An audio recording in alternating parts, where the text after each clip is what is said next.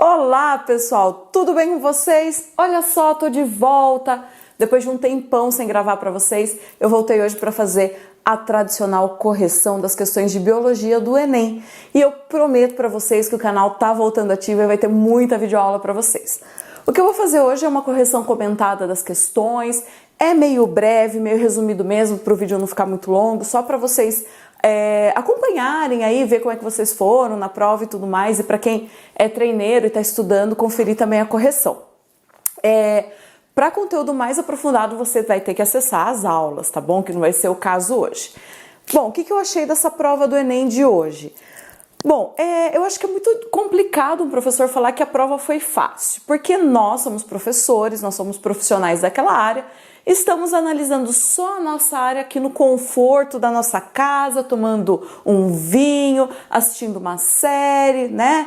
Aí é complicado. Lógico que para nós, muitas vezes a prova é considerada simples, mas para o aluno que está lá, que está fazendo uma prova cansativa, que está fazendo uma prova que envolve vários conhecimentos ao mesmo tempo e que existe também uma pressão psicológica ali em cima, uma ansiedade e tudo mais, lógico que se torna muito mais difícil.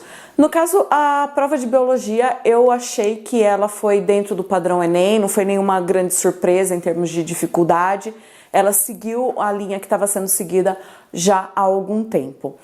Bom, vamos deixar de conversa e vamos logo para as questões, vamos logo fazer essa correção que vocês estão ansiosos aí, que eu sei.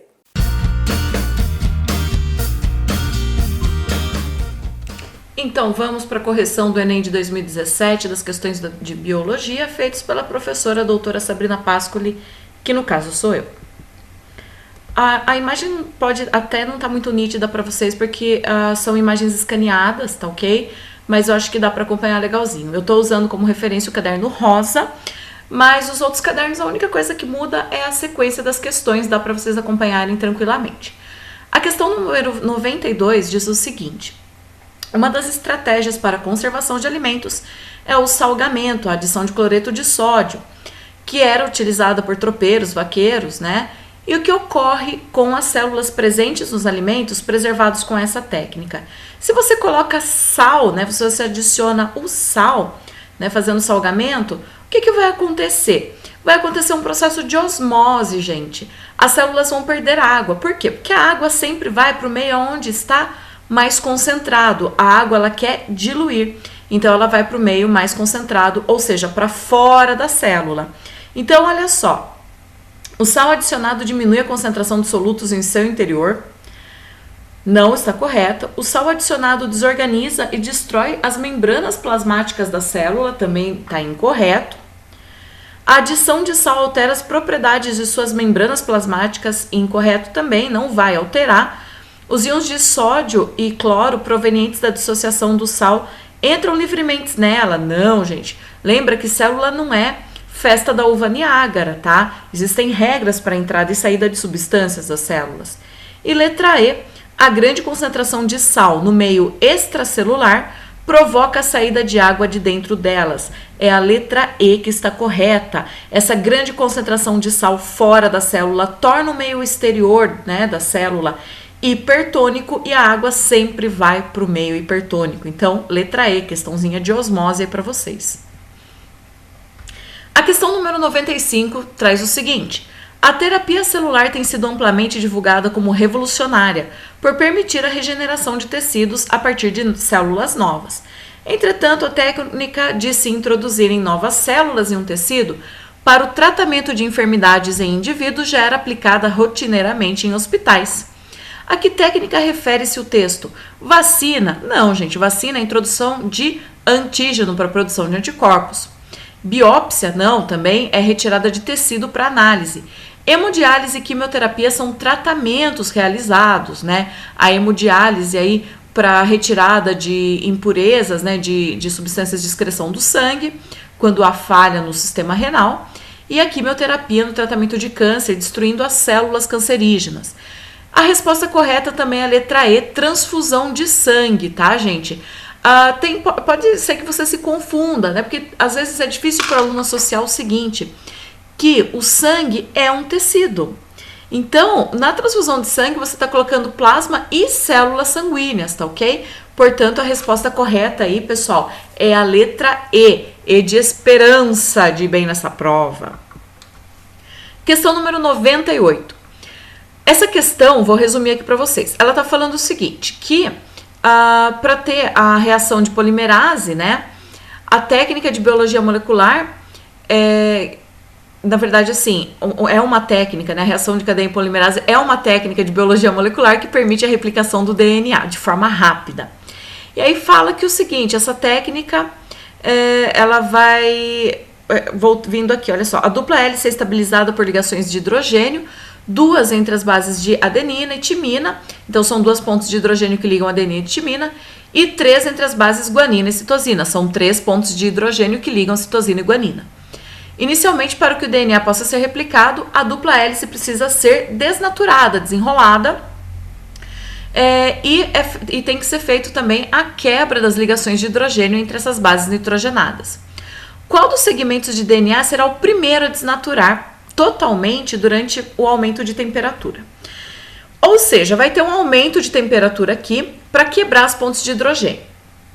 Quanto mais ponte de hidrogênio a cadeia tiver, mais demorado é. Quanto menos pontos de hidrogênio essa cadeia tiver, mais rápido é. Então, como que eu vou saber qual que vai desnaturar primeiro?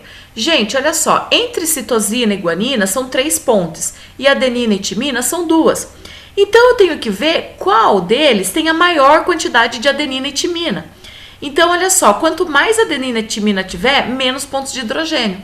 Aqui eu tenho 2, aqui eu tenho 1, 2, 3, então a letra B está ganhando. Letra C, eu tenho 1, 2, 3, 4, 5, 6.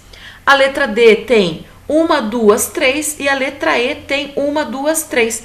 Portanto, a resposta correta é a letra C, tá? Porque é que tem mais adenina e timina, ou seja, tem menos pontos de hidrogênio para serem quebradas. Questão 111. Localizado na parte posterior do olho, onde ocorre o processo de formação de imagem. Nesse tecido encontram-se vários tipos celulares específicos. Um desses tipos celulares são os cones, os quais convertem os diferentes comprimentos de onda de luz visível em sinais elétricos, que são transmitidos pelo nervo óptico até o cérebro. Em relação à visão e a degeneração a degeneração desse tipo celular irá. Gente, cones e bastonetes são as células que formam aí a nossa retina, responsáveis pela captação das imagens. Os cones são sensíveis à luz, então eles são aqueles que funcionam só em local que tem bastante luminosidade, formando as imagens coloridas. Já os bastonetes são células que funcionam em locais que têm pouca luminosidade e são responsáveis por enxergar naqueles tons acinzentados quando você tem pouca luz, quando o seu quarto está com a luz apagada e tudo mais. No caso, a degeneração desse tipo celular irá comprometer a capacidade de visão em cores, tá? Porque essa é a função dos cones. Inclusive, esse é o tipo de célula que é afetado no caso das pessoas que possuem o daltonismo. Portanto, questão 101, resposta correta é a letra A. Questão 103. Uma grande virada na moderna história da agricultura ocorreu após a Segunda Guerra Mundial. Após a guerra, os governos haviam se deparado com um enorme excedente de nitrato de amônia, ingrediente usado na fabricação de explosivos. A partir daí, as fábricas de munição foram adaptadas para começar a produzir fertilizantes, tendo como componente principal os nitratos. No ciclo natural do nitrogênio, o equivalente ao principal componente desses fertilizantes industriais é produzido na etapa de... Olha só, que fala... principal, né, componente nitrato. Então, a formação do nitrato no ciclo do nitrogênio vai ser a nitratação, tá? Que é um processo realizado por bactérias, tá, gente? Então, a resposta aí, letra A. Questão 104. O fenômeno da piracema, subida do rio, é um importante mecanismo que influencia a reprodução de algumas espécies de peixes, pois induz o processo que estimula a queima de gordura e ativa mecanismos hormonais complexos, preparando-os para a reprodução. Intervenções antrópicas nos ambientes aquáticos, como a construção de barragens, interferem na reprodução desses animais. Essa intervenção, que seria então a construção das barragens antrópica, que seria aí ação humana, prejudica a Piracema porque reduz. Olha só, gente, reduz o percurso de migração, ou seja, a letra A. A letra B, longevidade dos indivíduos, não tem nada a ver, disponibilidade de alimentos também não. Período de migração não vai influenciar, porque essa barragem ela vai estar sempre lá, né? E número de espécies de peixe no local também não vai ser influenciado, não vai alterar a biodiversidade. Como consequência, né, de atrapalhar a Piracema, você tem uma redução do número de espécies, sim, do número de espécies e indivíduos. Mas aqui ele está falando da Piracema em si. Então seria que diminui, né, reduz o percurso de migração. E por que isso é ruim? Porque vocês leram aqui no texto que tem esse processo de queima de gordura para ativar ações hormonais no organismo deles, tá? Então por isso que isso é prejudicial. No caso das usinas hidrelétricas que constroem essas barragens, eles costumam fazer um curso alternativo aí de migração para os peixes, tá? Para que eles continuem fazendo a Piracema. Mas mesmo assim, há impacto ambiental, tá? Questão número 106. Os botos cinzas, mamíferos da família dos golfinhos, são excelentes indicadores da poluição das áreas em que vivem, pois passam toda a sua vida, cerca de 30 anos, na mesma região. Além disso, a espécie acumula mais contaminantes em seu organismo, como o mercúrio, do que outros animais da sua cadeia alimentar. Os botos cinza acumulam maior concentração dessas substâncias por quê? Gente, essa é uma questão de bioacumulação. Então, na bioacumulação, vocês têm que ter em mente o seguinte: você tem lá o seu consumidor primário que está contaminado com o mercúrio, por exemplo, que é um resíduo aí da mineração. O consumidor secundário, ele vai ser mais contaminado do que o primário. Por quê? Porque ele consome vários consumidores primários e ele acumula nele todo aquele mercúrio que estava nos consumidores primários. Um consumidor terciário vai se alimentar de vários secundários. Então, vai acumular no organismo dele todo aquele mercúrio acumulado ali nos consumidores secundários. E assim por diante. Então, quanto mais alta é a posição do animal naquela cadeia alimentar, naquela pirâmide alimentar, mais contaminante ele vai ter armazenado em seu organismo, tá ok? Então, os botos cinza acumulam maior concentração dessas substâncias porque eles estão no topo da cadeia alimentar, tá ok? Então, digerem o alimento lentamente, não tem nada a ver. São animais de grande porte, também não tem a ver com o quê? Com a quantidade de consumidores primários e secundários que eles estão consumindo na sua alimentação, tá ok? Porque eles passam, né, a acumular no organismo deles todo o mercúrio que estava nesses animais que estavam, assim, em níveis tróficos abaixo do deles. Questão número 106. Opa, essa aqui repetiu. Agora sim, desculpa aí a falha técnica. Vamos lá para a questão 109. A Mata Atlântica caracteriza-se por uma grande diversidade de epífitas, como bromélias. Essas plantas são adaptadas a esse ecossistema e conseguem captar luz, água e nutrientes, mesmo vivendo sobre as árvores. Gente, plantas epífitas são aquelas que se abrigam em plantas mais altas, em ambientes fechados, como Mata Atlântica, floresta amazônica, né, que tem vegetação muito alta. Então, as plantas de menor porte, elas vão se alojando em cima de plantas maiores para ter a maior captação de luz. Lógico que para isso tem que ter adaptação, é o caso aí das bromélias e das orquídeas também. Só que essas plantas, pessoal, elas não são parasitas, tá? Isso não caracteriza parasitismo. O que caracteriza parasitismo é quando essa planta ela vai sugar a seiva elaborada da outra planta, né? Que é o caso do cipó chumbo, que nem chega a ter clorofila, por exemplo. No caso dessas bromélias, elas se fixam nessas plantas mais altas e elas têm uma raiz porosa que recebe o nome de velame. Essa raiz porosa, que é o velame, vai absorver água do próprio ambiente, ou seja, da atmosfera, se tiver bastante umidade, ou aquela água que se acumula na própria estrutura da árvore e da planta. Então, essas espécies captam água do organismo das plantas vizinhas, incorreto. Solo através de suas raízes longas também está incorreto, né? Da raiz porosa. Chuva acumulada entre as suas folhas, essa é a alternativa correta. Seiva bruta das plantas hospedeiras, né? Tá incorreto, ela não chega a introduzir sua raiz na planta hospedeira. E comunidade que vive em seu interior, está incorreta. Então aqui a resposta correta é a letra C. Questão número 112, eu achei que essa era a questão que apresentou o maior grau de dificuldade aqui nessa prova, né? Vamos conferir lá comigo. A distrofia muscular de Duchenne, DMD, é uma doença causada por uma mutação em um gene localizado no cromossomo X. Cromossomo X, cromossomo sexual, lembrando que as mulheres são XX, os homens são XY. Pesquisadores estudaram uma família na qual gêmeas monozigóticas quer dizer idênticas, eram portadoras do alelo mutante recessivo para esse gene, então elas eram heterozigóticas.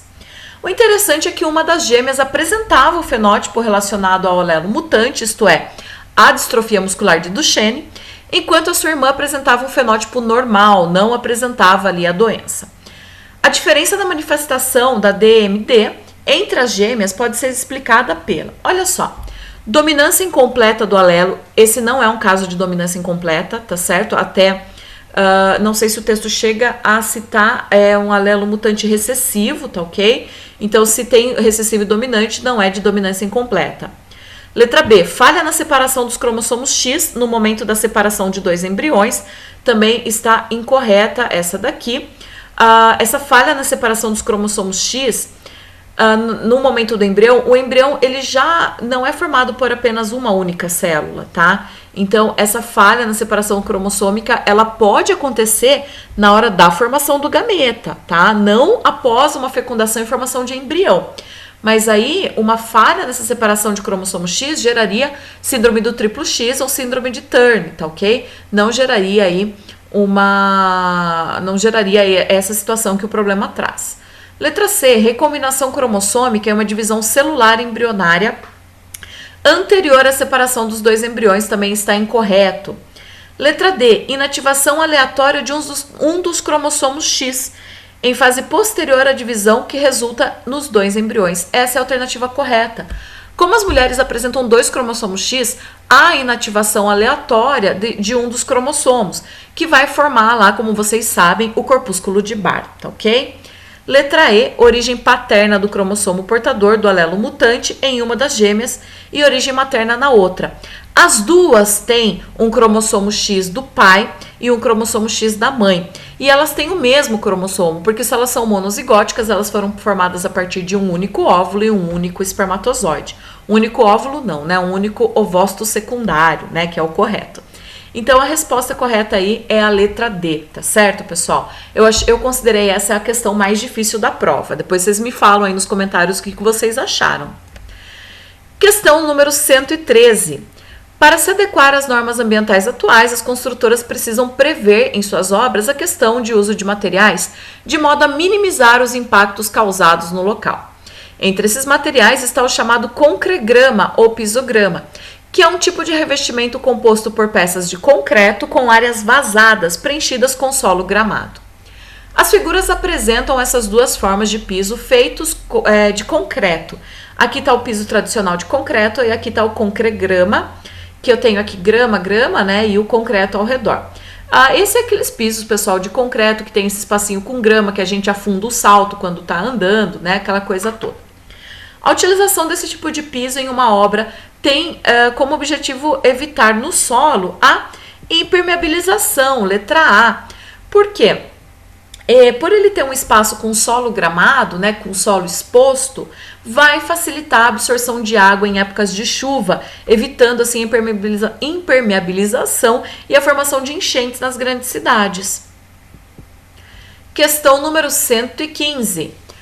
Alguns tipos de dessalinizadores usam o processo de osmose reversa para obtenção de água potável a partir da água salgada. Nesse método, utiliza-se um recipiente contendo dois compartimentos separados por uma membrana semipermeável. Em um deles, coloca-se a água salgada e no outro, recolhe-se a água potável. A aplicação de pressão mecânica no sistema faz a água fluir de um compartimento para o outro. O movimento das moléculas de água através da membrana é controlado pela pressão osmótica e pela pressão mecânica aplicada. Para que ocorra esse processo, é necessário que os resultantes das pressões osmótica e mecânica apresentem. Gente, a pressão osmótica é o seguinte: a água vai para o meio mais concentrado até que os dois se equilibrem. Isso é osmose, né?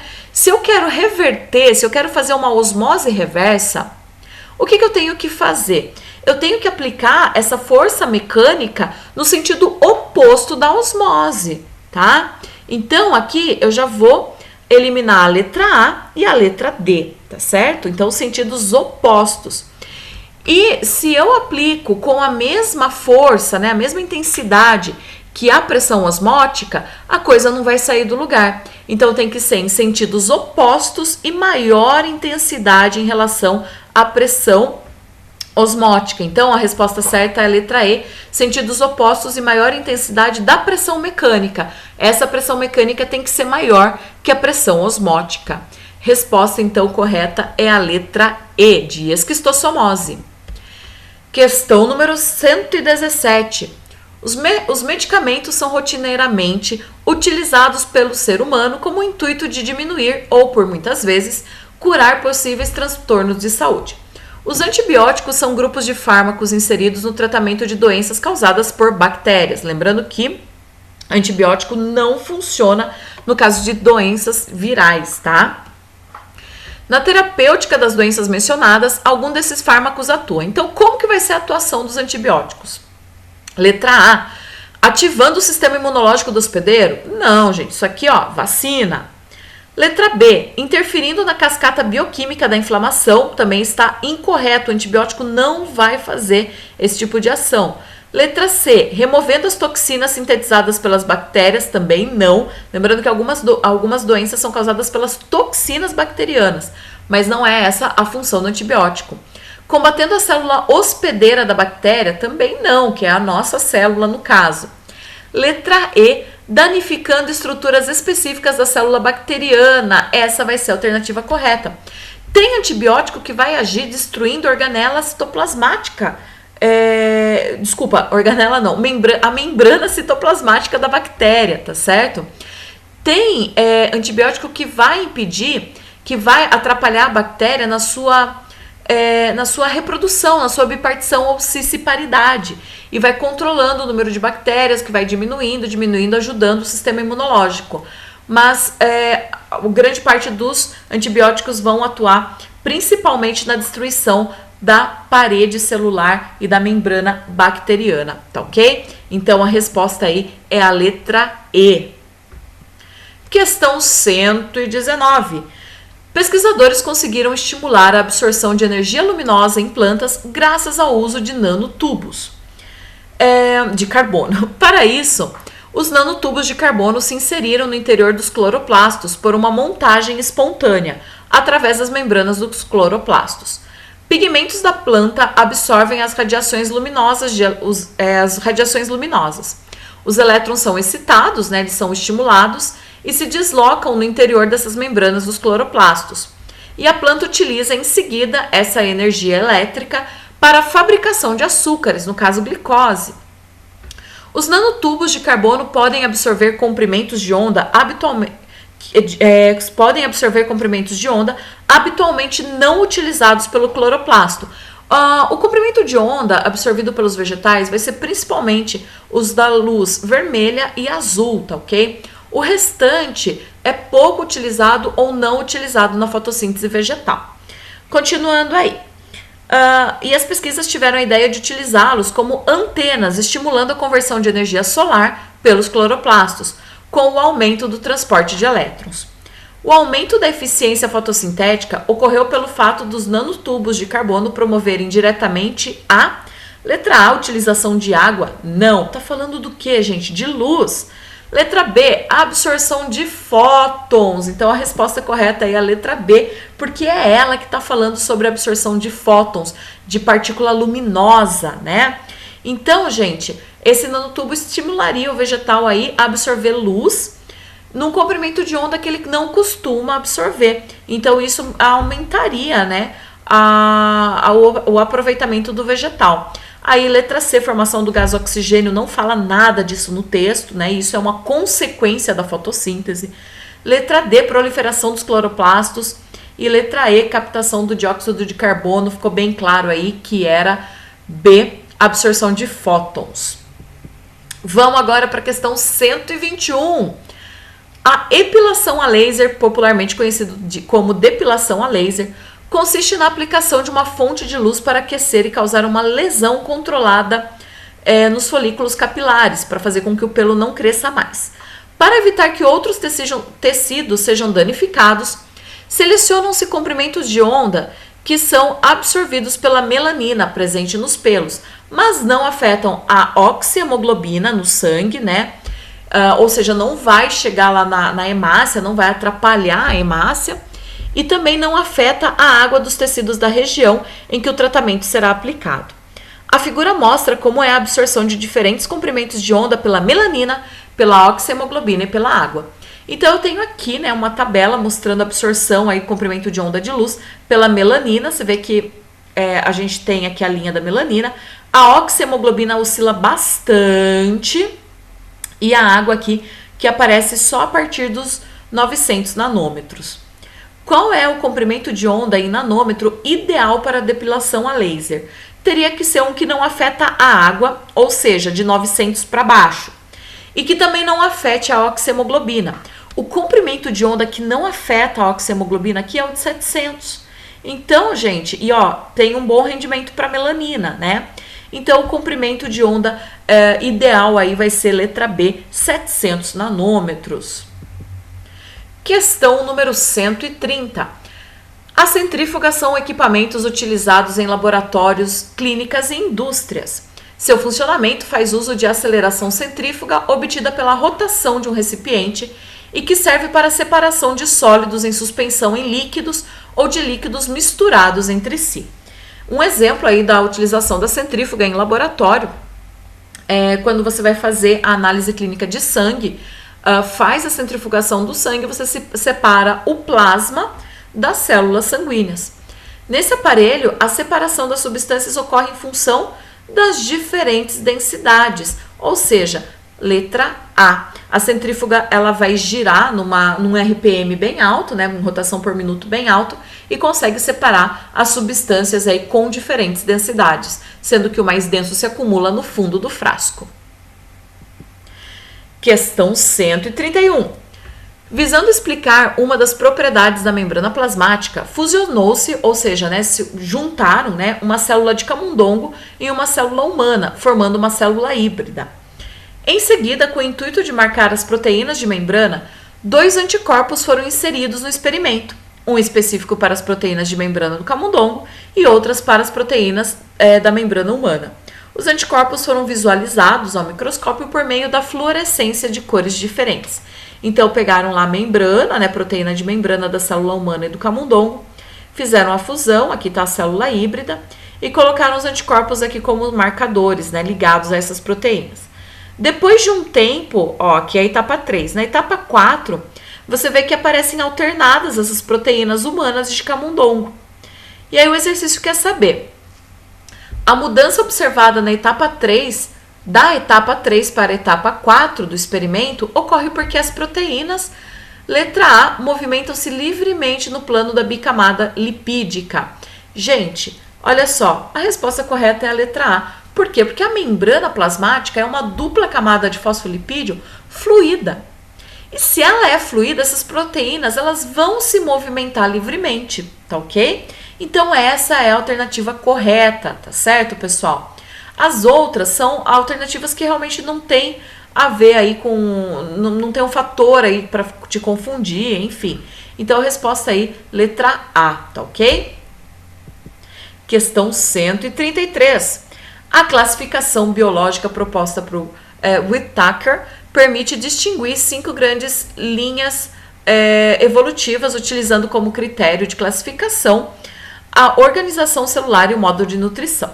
Então, ele coloca aqui, né, a classificação dos 5 reinos, Monera, Protista, Fungi, Plantae e Animalia, e aqui a de Use, que são 3 domínios, Arca, Eucária, Eubactéria e Eucária.